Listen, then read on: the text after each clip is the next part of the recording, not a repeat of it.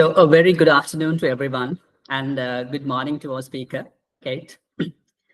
It's my privilege to moderate today's session of the Toxicology Forum of the Sri Lanka College of Paediatricians.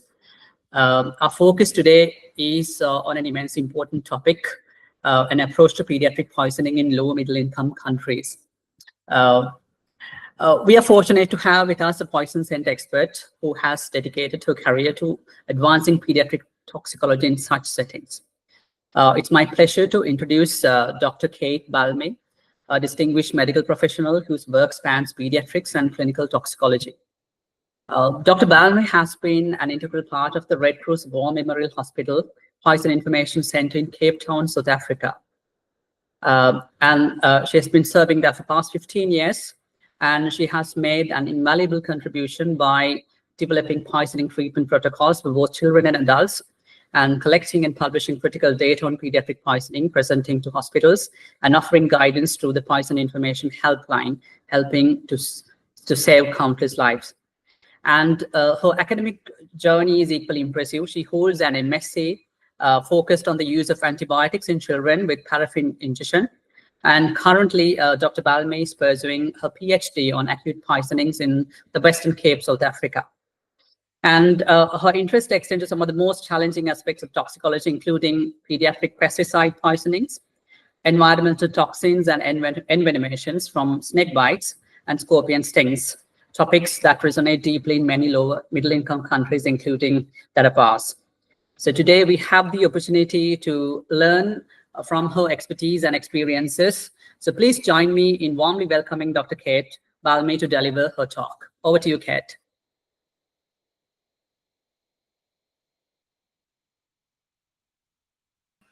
Good morning, everyone, and thank you so much, Prof. Dayasiri, for the invitation to speak today. It was lovely. We got to know each other at a recent meeting in Penang, Malaysia, as well as we are together on our journey of PhD pursuance. But thank you so much for asking me to speak today, and really to focus a full talk on pediatric poisoning in lower and middle income countries. It really is a great privilege, so thank you. I'm just going to move to sharing my talk now, and then I'll highlight what we're going to do today.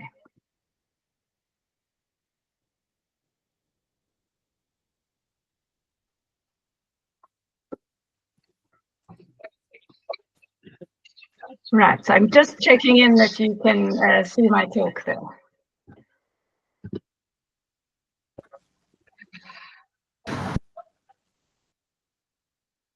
Is everybody, is it sharing okay? Yes, we can see that, yes. Okay. And I think I'm just going to turn off my camera. Sometimes it interferes with the quality of the talk presentation. So I'll do that for now and turn it back on at the end again. All right, so this morning, really what I want to do is to start by highlighting the prevalence and impact of childhood poisoning globally, and comparing South Africa and Sri Lanka as examples of low and middle income countries. I also want to talk about the resources we have available for treatment and data collection in South Africa specifically. And then lastly, we will go through a generic, simple approach to the treatment of poisoned children, and use it in highlighting some of the more common toxins that we all see in lower and middle income countries. So firstly, let us talk about pediatric poisoning and actually put it in context and understand why we spend so little time learning about it. These tree maps are from the Global Burden of Disease Project. And if you are not familiar with this fantastic international collaboration, please look at my references at the end of the talk to learn about it and the available online tools to access really excellent data. So these figures show looking at deaths for 2021 globally in the top figure.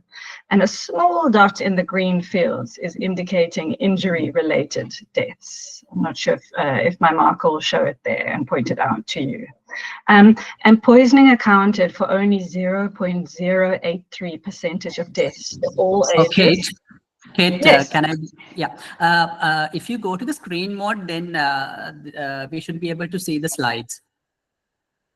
It's Okay. It's still, yeah. Okay, let me just do that. Screen mode.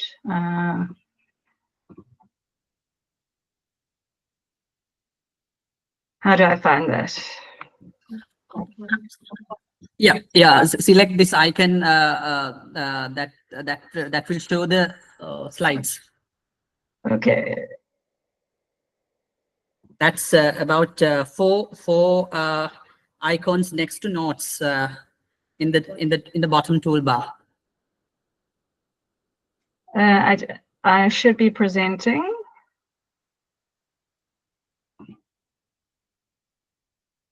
Full screen? Yeah, exactly. Yes.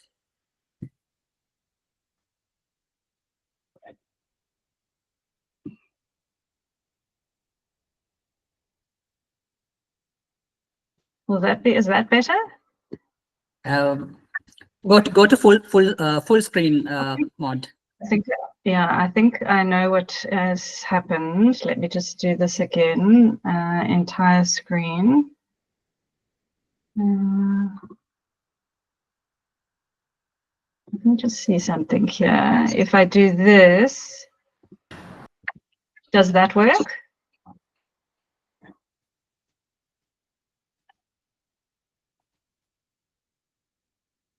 Yeah, perfect. That's working. Kate. Yeah.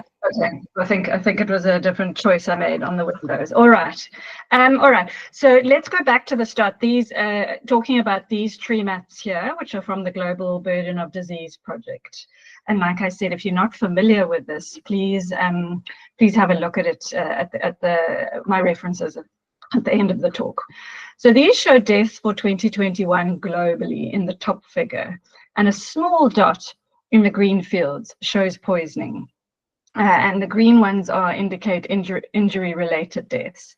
And globally, for all age groups, poisoning accounted for only 0.083% of deaths for all ages, and 0.12% of those in children under 5, which is the bottom figure.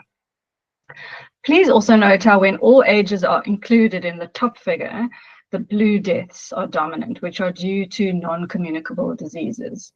Whereas when we move to children under 5 years in the bottom figure, as you all know, the overwhelming illnesses remain those in red, which are due to communicable conditions and nutritional disorders. And the key on the right indicates whether or not there's been an annual increase or decrease in the numbers. So I think we can see that for poisoning, there's a bit of parity, perhaps a bit of an increase in numbers for children under 5. But really, these figures are meant to represent how poisoning is not a common occurrence in many countries. And so that's why we learn so little about it. And often it's not covered in things like medical school and training because it's not always the biggest burden of disease. If we look at just the injury-related deaths in children under 5 years, in Sri Lanka, which is represented by the top figure, poisoning accounted for 0.028% of all deaths. And in South Africa, at the bottom, it accounted for 0.14% of deaths. And out of interest for this audience, animal contact accounted for 0.11% of all deaths in Sri Lanka and only 0.084% of deaths in South Africa. And that's for children under the age of 5 years. But where do these numbers actually come from? As we know that data from our countries are hard to come by. I don't have the answers for us, safe to say that these figures are likely quite inaccurate. Not to mention that for pediatric poisonings, deaths are perhaps not a good indicator for the burden of disease. As we know that most pediatric cases are accidental and small exploratory ingestions, whereas adults are either exposed in the workplace to highly toxic chemicals or take large intentional overdoses of multiple substances. So this, of course, makes a difference to how they present and the associated morbidity and mortality. So why is it important to know the real figures in our countries? As we all know, we must monitor trends in order to improve treatment, to develop targeted prevention campaigns, and to inform policy at a government level. You will all be aware of the tremendous impact that banning paraquat had on suicide deaths in Sri Lanka after the number of cases were presented to the relevant decision-making authorities. The aim is to ultimately reduce the numbers even further. On this graph, the bottom orange arrow shows South Asia, which of course includes Sri Lanka, and the top blue arrow and line represents sub-Saharan Africa, where South Africa would fit into this group. And the middle red arrow and line indicates all lower middle income countries. So over time, all the numbers have been declining, but really we need to see further decreases in our numbers. And of course, we all know where the high income countries sit, which is right at the bottom of this graph, with comparatively few cases. But it seems to be a lot of the research and the money is focused in these areas. So what resources are there available to us to monitor childhood poisoning? From what Professor Dayasiri said, these are lacking in Sri Lanka. And so that's why he's asked me to tell you about some of the ways that we collect data as well as provide poisoning services in South Africa. We have 2 large poisons information centers, each of which have been in operation for over 30 years now. I chose these pictures to showcase our beautiful Table Mountain in the background, but also to highlight that both poison centers are actually found in Cape Town. The PIC that I work at is the Red Cross War Memorial Children's Hospital one on the left. And although we are situated at a paediatric hospital, we do cover the realms of adult poisoning too. The second main PIC is at the Tygerberg Academic Hospital, which is shown on the right. Both hospitals are tertiary centers as well as training centers for the 2 big universities in Cape Town. Although neither poison center admits patients to their own toxicology unit, each one is available to advise on cases admitted to their respective hospitals with the diagnosis of poisoning. Since 2015, the 2 poison centers combined their expertise to launch an essentially national poisons information helpline, running 24/7 and available to members of the public and health professionals for assistance with managing poisonings. Unfortunately, due to austerity measures, we've recently had to cut the service hours, but we're hoping to be back to 24 hours earlier on this year. We receive well over 1,000 calls a month. And as you can see from the accompanying graph, we are busier over the summer months. And about 2/3 of our calls come from healthcare workers who are mostly doctors. And this is just an image of one of our colleagues taking a call in our center. Every telephone call is logged in a specifically designed database program called the Afratox Telelog database, which makes for an excellent source of national poisoning data. And this chart shows the types of toxins seen in children under 12 years for 2022. As you can see, almost half the cases were related to pharmaceutical exposures, which are both over-the-counter and prescription medications. Next were household or handyman chemicals such as bleach or kitchen cleaners, the laundry detergents, thinners, and kerosene. And third commonest were exposures to pesticides. Looking at the data more closely, we see that children 12 years and younger made up 46% of all calls received in 2022, with 80% of these being in children under the age of 5 years. The table on the right lists the substances that cause the most severe signs and symptoms for the under 5-year group. And medications were most frequently, particularly psychiatric medications, and then anticonvulsants, some cold and flu remedies, and the analgesics. Secondly, pesticides, and particularly organophosphates, and then the formamidine insecticides, which are used in cattle dips. Thirdly were antiseptics, and specifically potassium permanganate, which is a corrosive agent. And then lastly, of course, kerosene. And I'm sure all these agents are very familiar to your experiences too. In addition to using these data for health department reporting, we regularly present at conferences as well as publish in relevant journals. On the left is a poster presented to a conference on snakebite. And on the right was ivermectin calls that we had received during the COVID pandemic, and there was an increase in numbers due to people using it irrationally or irresponsibly, or out of what it was intended for during the COVID period. The second way the Red Cross Poison Centre collects information on pediatric poisoning specifically is by collating cases that are admitted to the hospital with a diagnosis of poisoning. And one of my job requirements is to collect these cases weekly and enter them into a database. And from these figures, we can monitor trends, as well as hope to inform best practice for the management of cases within our region. The other resources that are integral to providing a poison centre service and managing cases are, of course, treatment guidelines. And in this space in South Africa, we have a number of options.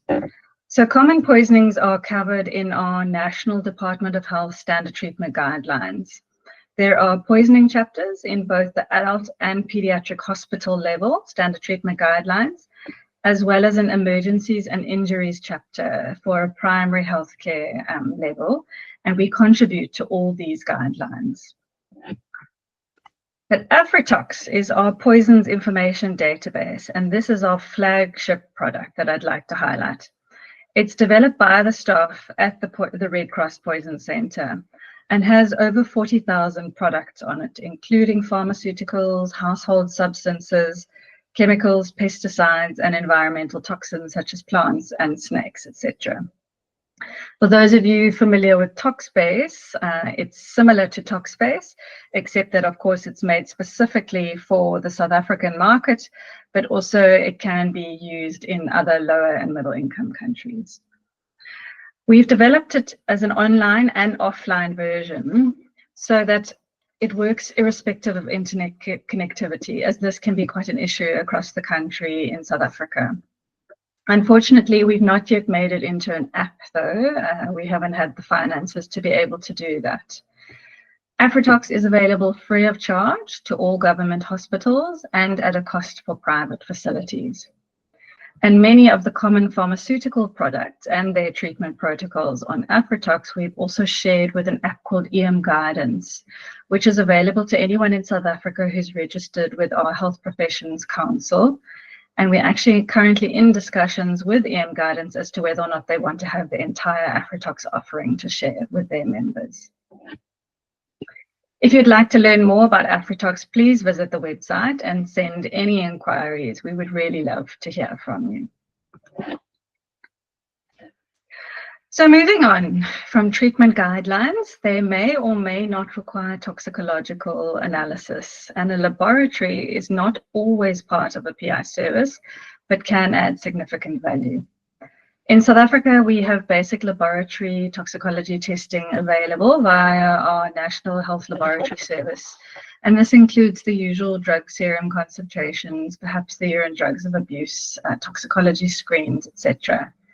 And then some of the associated laboratories within the academic universities may also provide additional toxicology testing, excuse me, such as urine mass spectrometry.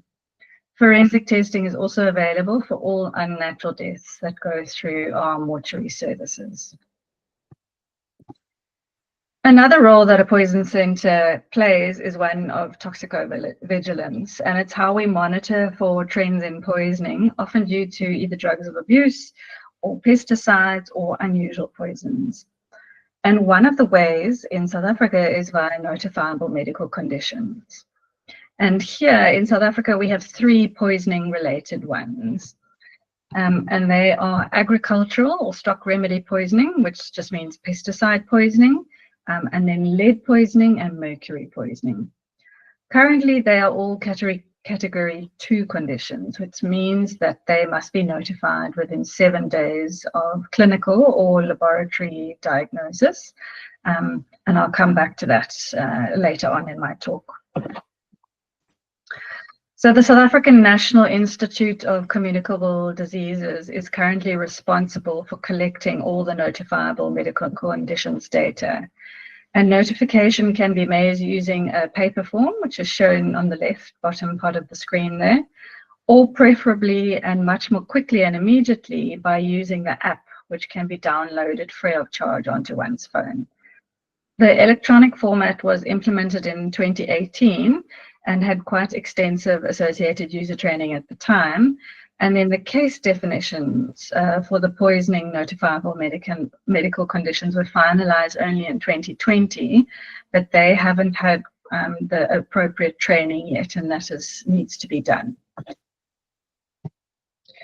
So these are the case definitions for pesticide poisoning, which importantly includes all symptomatic cases. And we always have to highlight that it's not just for organophosphates, as this is a common misperception in the medical fraternity. As I'm sure you are aware, pesticides have been shown in many studies to cause more severe poisoning compared to other toxins, with patients requiring ICU admission and longer hospital stays. We've got some inpatient pediatric data from Red Cross between 2003 and 2017, which is in the top table. And this illustrates this quite clearly, showing the high numbers of the sickest children, which are categorized by a poison severity score of 3, which means severe poisoning, or 4, which is death. And these were poisoned by pesticides. Almost half of the deaths over this 15-year period were due to pesticides, and mostly due to organophosphates, or cholinergics, as we often call them, to include the carbamates too. The bottom table shows more recent Red Cross data and compares illness severity by the type of pesticide. And one can clearly see the difference between exposures to the long-acting anticoagulant rodenticides, which are also known as superwarfarins. And these occur very commonly, but seldom result in toxicity. And if we compare them to the poisoning severity of the cholinergic poisonings. We've known for a long time that pesticide poisoning is of great concern. And so the regulated pesticides seen here on the left are store-bought poisons. And unfortunately, the highly toxic pesticides of paraquat and aluminium phosphide are still easily available for agricultural use, but not meant for domestic purposes. And then there are what we call these street pesticides. They are either highly concentrated agricultural pesticides, which have been decanted and used inappropriately for domestic purposes, or they are banned products which have been sold illegally. Of course, as you know, people living in informal areas are desperate for cheap and effective solutions to rats and cockroaches. But unfortunately, such toxic pesticides are also used in suicide attempts and accidentally encountered by children. And they both result in severe pesticide poisonings. And they're sold at train stations and street vendors alongside all the other daily necessities, such as food and soaps and all sorts of things, phone chargers. So really, it's a mixed bag. In South Africa, at the end of last year, these cases again came to light with the terrible death of 6 children. It was proven that they had all ingested the organophosphate turbofos, which has been banned in other countries, but not yet in South Africa. The only upside one can see from these cases is that it has initiated a response from our National Environmental Health Directorate, which falls under the Department of Health. Since then, we are seeing a move to educate medical staff on the treatment of such cases and to regulate the sale of pesticides and even ban certain more toxic ones. The last audit we did before these efforts to look at pesticide notification rates from our hospital alone showed only a 36% notification rate. So hopefully it will improve with this increased awareness. And pesticide poisoning is actually also being looked at to become a Category 1 notifiable medical condition, so that a case should be notified within 24 hours of diagnosis. Moving back to the other notifiable medical conditions that are poisoning ones, mercury and lead poisoning are the other two. And they've been given quite straightforward case definitions relating to blood or urine levels. Mercury and lead are mercury may be found in thermometers or light bulbs, and lead is used in fishing sinkers, in older paints, and in lead solder. And it's usually inhalation of mercury fumes or ingestion of lead contaminated dust particles that results in poisoning. And heavy metal poisoning can actually present quite insidiously in children, more with changes in behavior or some neuroregression, as well as non-specific things like anemia and GIT upset. So having a high index of suspicion is required to make the diagnosis, which is actually quite simply done with either a blood or urine test. And key to treatment is prevention of ongoing exposure. So you must either identify the source and clean the environment, and at the same time remove the patient from the environment.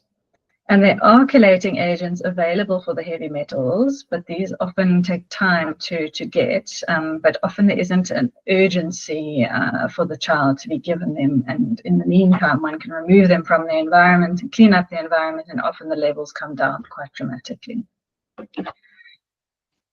So now that I've covered the resources available in South Africa, I want to cover a quick approach to poisoning with some general concepts. And I'll also use some of the common poisons we see to highlight these concepts. So when dealing with a poison patient, as always, take a good history. So if the ingestion is known, inquire as to how much was taken. It's so important to differentiate between a simple exposure to a harmful substance and an actual poisoning. So this is termed the toxic dose, which is the dose at which most people will experience toxicity. And all further management is based on this. It's used to triage our patients. So whether they are calling from home, presenting to the primary healthcare facility, or admitted in the ICU, as it helps to anticipate the potential severity of a poisoning and decide on the most appropriate level of care for a patient. Toxic doses are easier to determine for medication overdoses, as they are based on case reports for common poisonings. For some medications, just one pill might be harmful, and for others, the whole packet may not be a problem.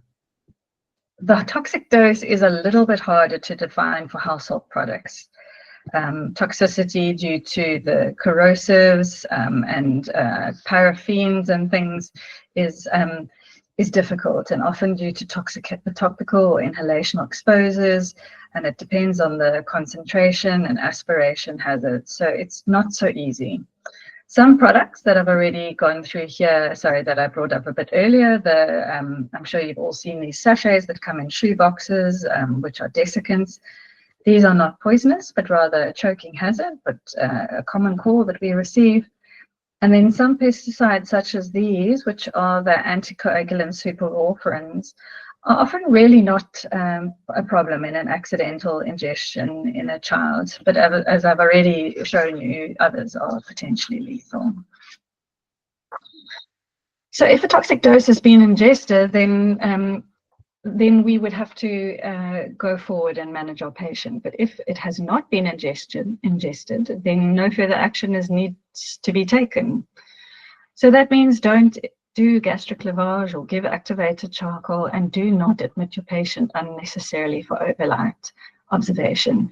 We'd like to keep the minor incidents at home and observed by their parents at home, and that's what we use our telephone service for, and that's why we make it available to members of the public, so that the more toxic cases are the ones that are presenting to the already strained healthcare facilities. So I just want to introduce and illustrate how these toxic dose principles may apply to some of the common household products, because for most of them, only a small amount can actually do harm. Unfortunately, kerosene is still in low and middle income countries. I'm sure you see it in Sri Lanka, often decanted into empty water bottles or juice bottles and looks just like water. Even a sip can do harm in a child, and of course the main concern is a chemical pneumonitis. And children present with an inflammatory response with fast breathing and often a fever. And they do quite well with supportive care, perhaps need some oxygen and antipyretics and maybe some bronchodilators. And we've done a study in our country to show that antibiotics should not be routinely given. There were also some child-resistant caps that were handed out by the petroleum industry in earlier years in South Africa, but I'm not sure how available these are today. Corrosive agents such as drain cleaners on the bottom right pictures are often found in household products. And J's fluid seems to be a regular culprit at the moment in South Africa. There's even a belief in some communities that it's good for cleaning out the body. And so people drink it either in one go or diluted, or otherwise consume it on a daily basis. And it contains phenols that may cause a corrosive injury. Battery is also common in the home, and particularly ingestion of button batteries, which can pose a risk, especially in children who have small airways and a small diameter of their gastrointestinal tract. The ingestion of batteries can actually cause injury in a few ways. So, of course, they're a foreign body, which can cause obstruction and pressure necrosis, but they also cause an electrical injury when lodged in the esophagus, which leads to severe corrosive damage.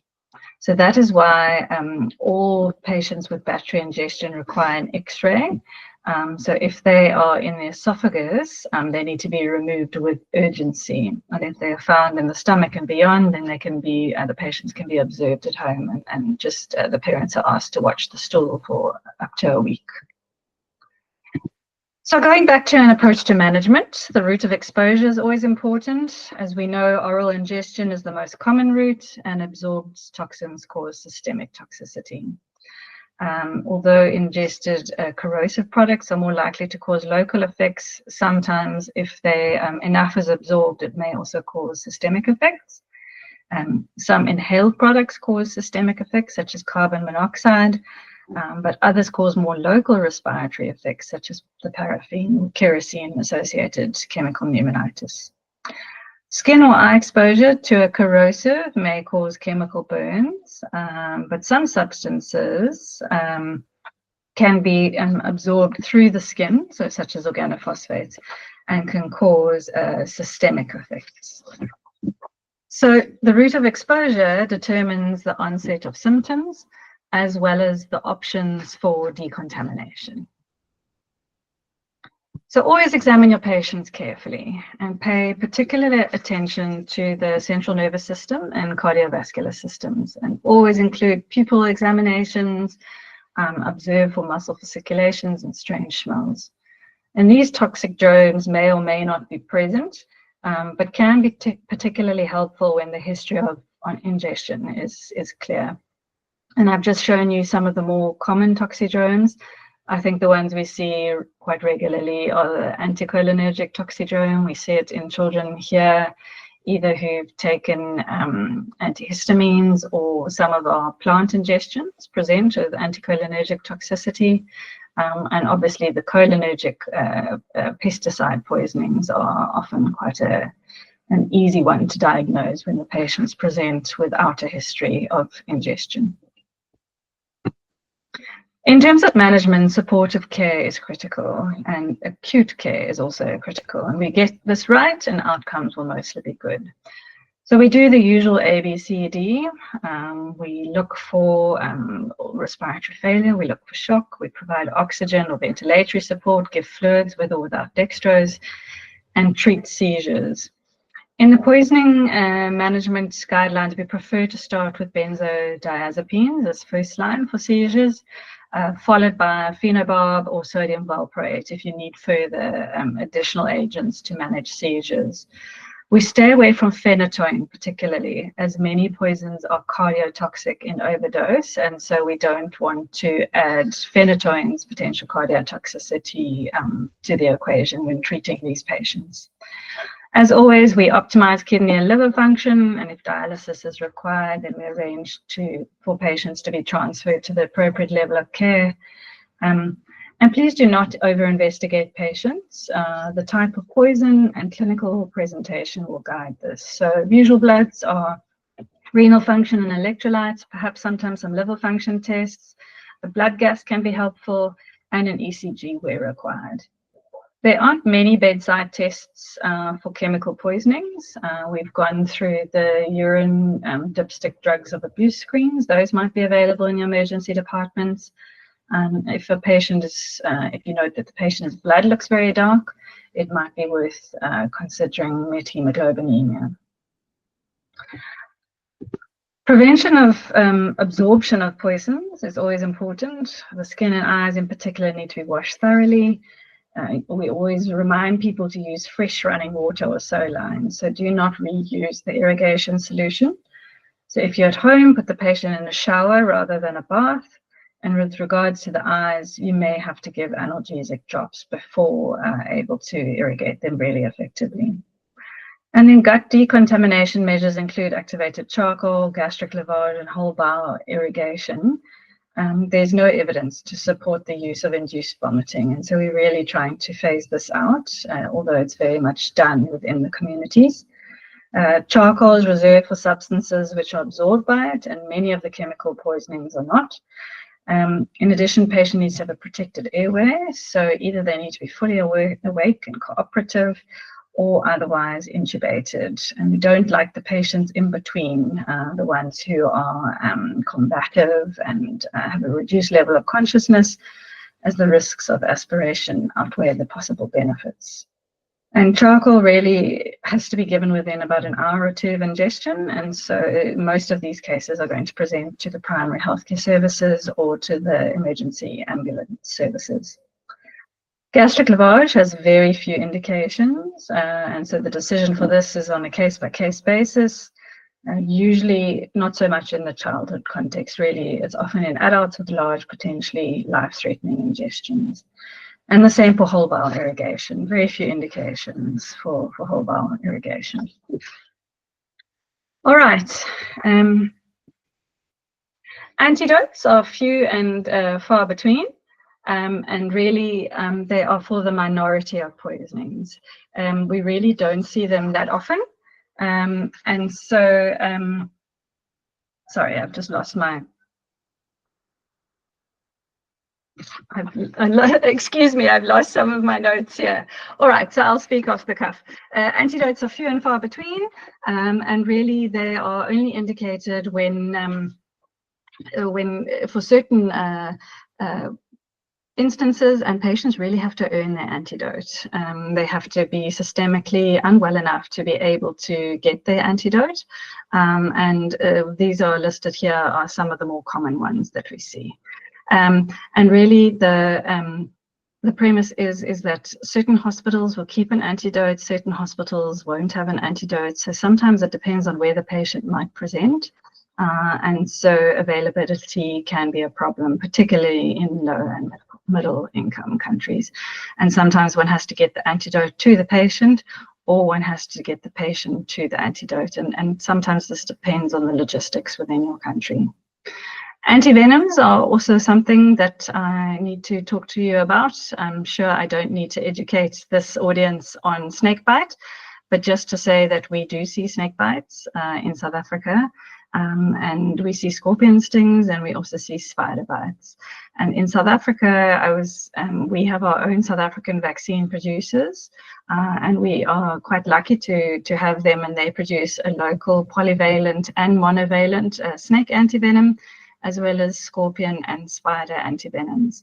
And I was quite surprised to hear at the recent conference that Sri Lanka doesn't have its own vaccine antivenom producers, and rather relies on having to import most of its antivenoms for the large number of snakebite cases that it has.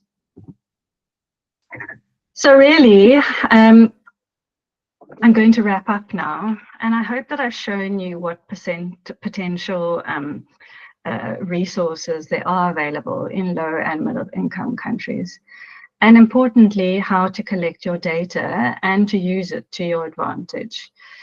It doesn't have to be complicated. It can be as simple as collecting the cases you see in your hospital and entering them into an Excel spreadsheet.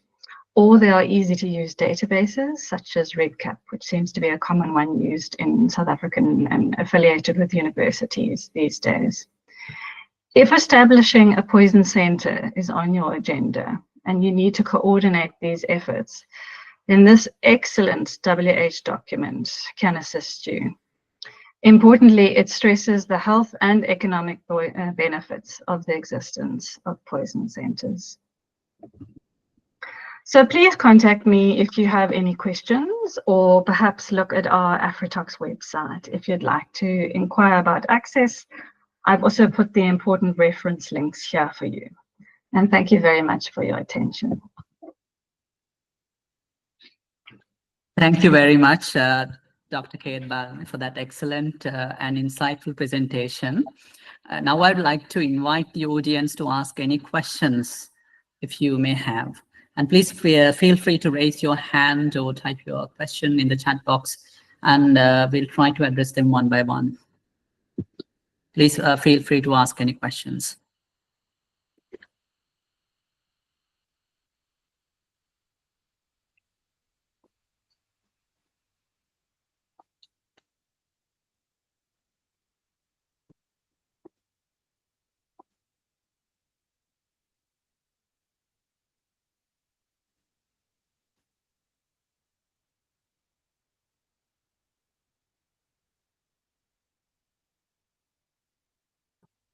Okay, based on your experience, what would you identify as the key steps and challenges in establishing a functional and sustainable poison information center in a lower middle income country, especially from the pediatrics point of view? And how can we ensure such centers are effectively integrated into our healthcare systems to improve pediatric poisoning outcomes? It's a very good question. I was lucky to join a poison center that had already been established. But I think what it needs is someone with an interest in toxicology. I don't think these poison centers work without someone with a fundamental interest and driving the process. I think in low and middle income countries, we don't seem to have a top-down approach where the government department decides that they need that, and so they ask for it to be set up across the country. I think usually it starts the other way, and then we have to prove why we are needed and need funding to continue to exist. So I think normally to start a poison center, it's someone of interest, and like I said, it doesn't have to be complicated. You can have a few people, a few colleagues who are seeing lots of cases. I think it's good to collect information on the cases that you are seeing so that you can use that to inform people about the numbers that you're seeing, so that you can drive policy in that way. And you can use it to make changes within your hospital to treatment. You can make regional changes, and at a later stage, you can make national changes. That's the first thing from my experience, is that, often it's set up in a hospital by people who have an interest in it. And that if you're asking about specifically pediatric, well, then it would have to be in your pediatric department. Poisoning in general often fits under the scope of pharmacology or emergency medicine. And often these focus on adults' overdoses. And so children get left behind. And so it's up to us to drive that agenda. A lot of pediatric poisonings are very minor and accidental injuries within the home, but those that do come to hospital can be quite unwell. So it's up to having an interest, having a group of you who's running the agenda, and then collecting information.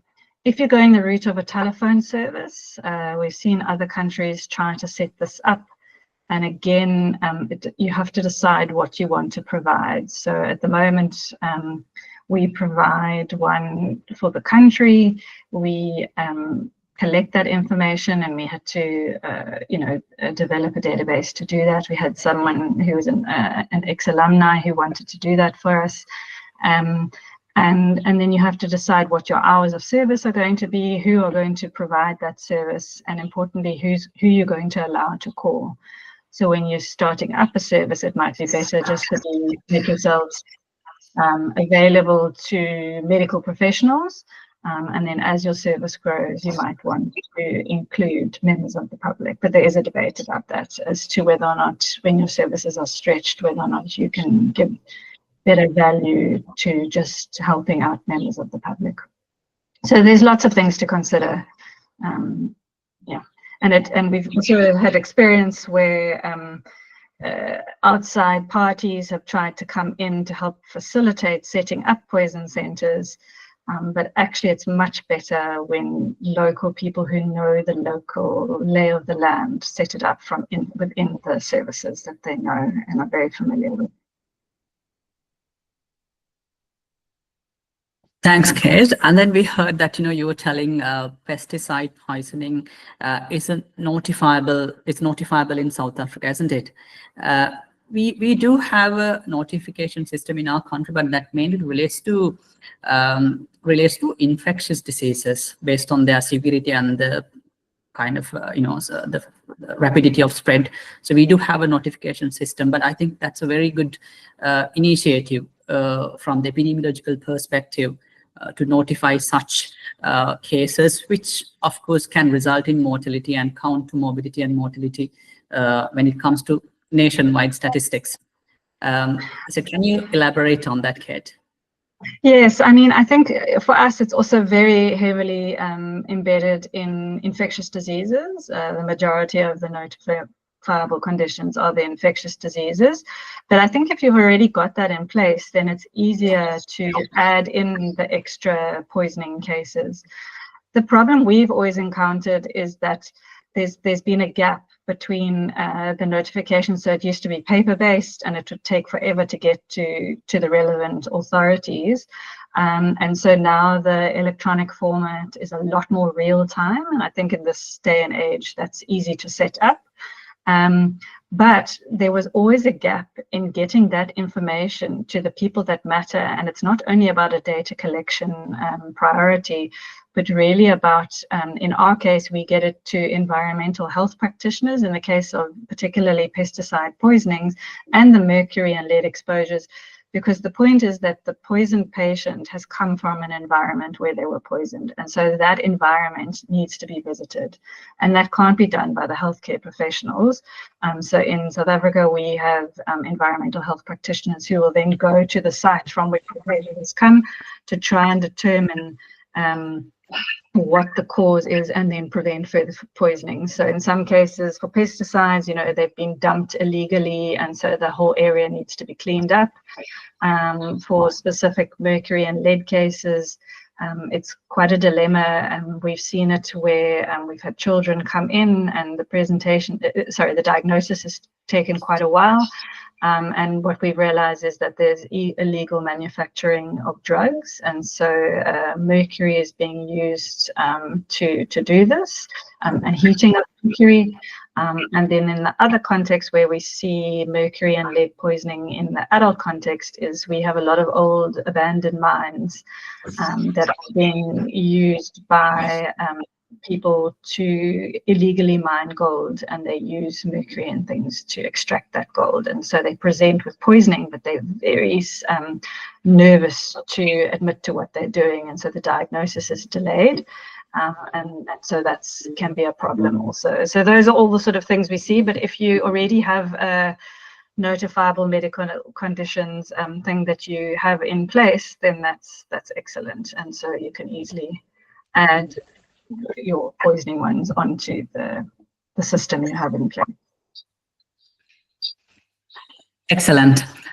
So as we come to the end of today's session, I want to express my heartfelt gratitude to all of you for your active participation and engagement, and a special and a sincere thank you goes to Dr. Kate Balme for her outstanding presentation today. I'm sure it was very much insightful and useful for everybody who listened to that.